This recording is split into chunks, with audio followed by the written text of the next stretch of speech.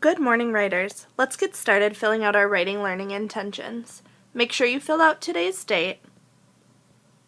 And today as a writer, I am working on adding a symbol to my story.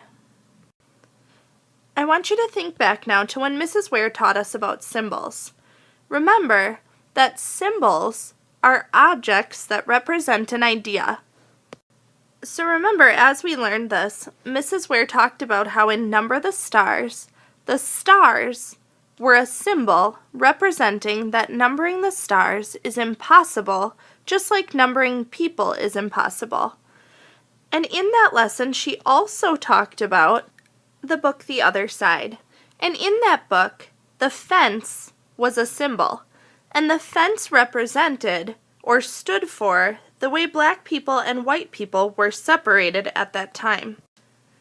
So we all know that famous authors put symbols in their books to represent different ideas. And we are all authors too, so doing something like putting a symbol in our writing would be a great craft move to use. In the story we read today by a 4th grade author a couple of years ago, that author titled her story Just Hope, and her main character's name was Hope.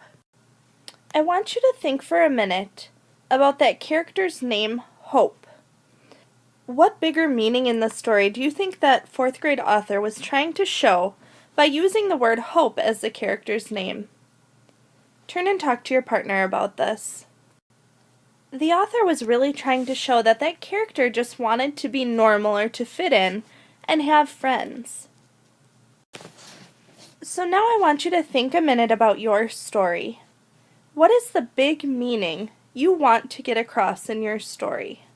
Think about that and give your teacher a thumb up when you've got that idea in your head. Now think about, is there an image or an object that could possibly stand for that meaning you're trying to get across? Again, give a thumb up when you've got that idea in your head. Now, turn and tell your writing partner about your idea for a symbol in your story. So today, writers, your job is to work to add a symbol to your story, thinking about what is the big meaning you want to get across, and is there an image or object that can stand for that meaning?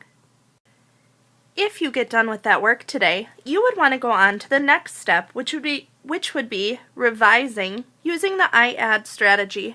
Remember, that's where you'll take the 4 different colors to stand for each of the 4 things in I add. Work hard and make it a great writing day.